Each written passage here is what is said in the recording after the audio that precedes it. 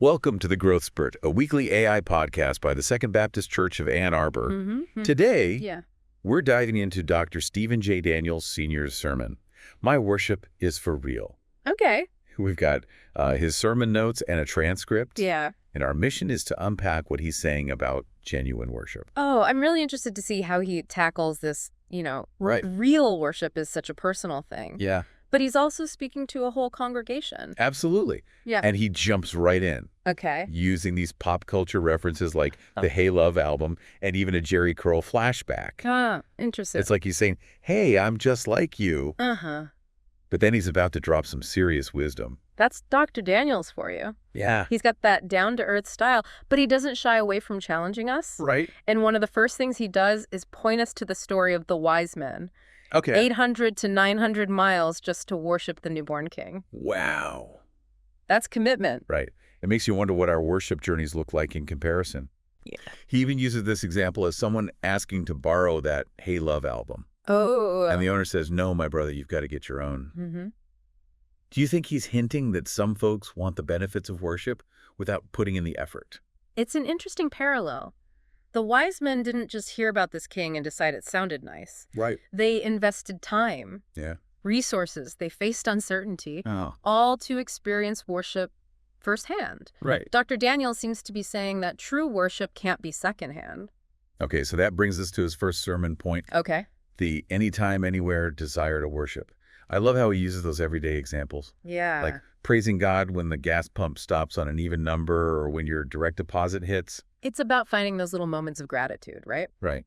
He's contrasting that with what he calls the how fast can we get out of here mentality some people bring to church. It's almost like he's asking, are we rushing through the motions? Yeah. Or are we truly present in worship, Yeah. no matter where we are? Right. And that leads right into his next point about how a title or just showing up doesn't equal a real relationship with God. He's calling out that Sunday Christian mentality, isn't he? Right. Just going through the motions without that genuine connection. Yeah. It's a good reminder for all of us, no matter how long we've been in the church. Now, this is where things get interesting. Okay. Dr. Daniels talks about how some folks get agitated by other people's genuine expressions of worship. Really? He even tells that story from back when he was a candidate for the church. Yeah. And someone asked him about demonstrative worship. What I find fascinating is that he connects this back to Herod being disturbed by the wise men. They weren't bothering him. They were just on their own mission to worship. Right. Yet their actions threatened him somehow. Do you think that happens in churches today? Absolutely.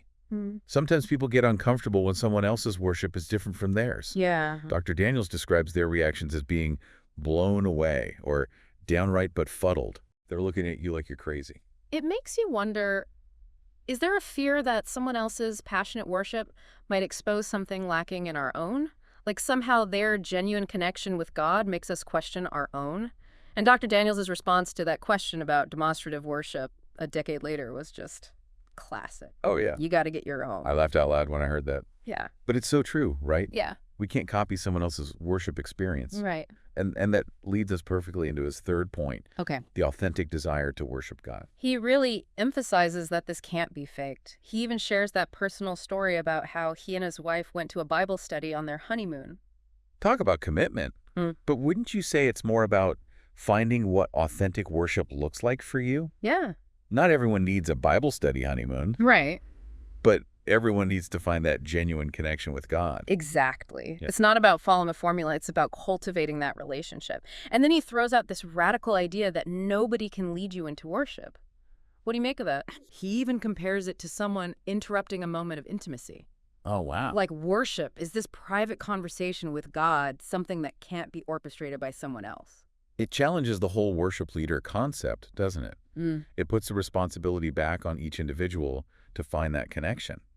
And then he circles back to King Herod, calling him a non-active worship participant. Oh, I love this part. Herod's like the ultimate copycat worshiper, wanting the wise men to tell him where to go so he can get in on the action without doing any of the seeking himself. He's the guy who wants the benefits without the effort. No. Dr. Daniels is basically saying, we can't outsource our worship experience. You've got to get your own. It's like a theme running through this whole sermon. And he's not letting anyone off the hook, even calling out those who come to church with lip service Words without action, praise without sacrifice. It's like he's saying, we can't fool God with empty gestures. That's where the wise men's gifts come in, right? Mm. Gold, frankincense, and myrrh. Yeah. Valuable offerings that showed the depth of their worship. But he's not saying we all have to bring expensive gifts. Right. It's more about a heart attitude. It's about generosity as an expression of gratitude. Giving of our time, our talents, our resources. It's all part of acknowledging that everything we have comes from God. And then he asks this powerful question, aren't we worshiping the same God? He's addressing those who judge other people's expressions of worship. And it's like he's saying, shouldn't we be happy that people are connecting with God, however that looks? He's calling for unity, for a celebration of the different ways people experience God's presence. He even throws in a little humor for those who might be focusing on the wrong things. Yeah. He says, entertainment is what's going down at Ford Field at 4.25 today, reminding us that church is about something deeper than just being entertained. It's about encountering the divine, about surrendering to something bigger than ourselves. And this is where I think he ties everything together. He reminds us that we won't be judged by anyone in the church, but by God himself. None of us will be on the mercy seat, he says, but I would imagine all of us will be trying to get in. It's a powerful call to authenticity, a reminder that we should be more concerned with pleasing God than with impressing people. And he brings it all back to the wise men, emphasizing that they worshipped before they received further instructions. Further instruction was not given to them until after they had finished worshiping, he points out. And then he asks that question that really stuck with me. While you were waiting, are you worshiping while you were waiting? It's like a challenge to those of us who are waiting for God to move in our lives. Are we so focused on our problems, our needs, our desires that we forget to simply worship? It's about recognizing that worship is not a means to an end. It's an end in itself. It's about expressing our love and devotion to God, regardless of our circumstances. And sometimes that act of worship itself can be the catalyst for breakthrough. It's when we surrender our anxieties, our fears, our need for control, and simply offer ourselves to God in adoration, that we open ourselves to his guidance. And finally, there's this beautiful image of the wise men returning home by another route because God warned them not to go back to Herod. It's like a reminder that God sometimes redirects our paths, not to punish us, but to protect us. And that even when we don't understand his plan, we can trust that he's leading us in the right direction. It's a beautiful reminder that we're not always in control, and sometimes God has a different plan for us than we might have for ourselves. Renzo. It's in those moments of surrender, when we trust in his guidance, even when it doesn't make sense, that we discover the fullness of his grace and provision.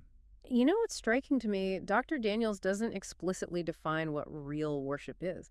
He gives us examples, he challenges our assumptions, but he leaves it open for each of us to discover. It's like he's saying, here are the ingredients, now you go bake your own cake. Yeah. He's giving us the tools and the inspiration, but it's up to us to find that personal, authentic connection with God. Exactly.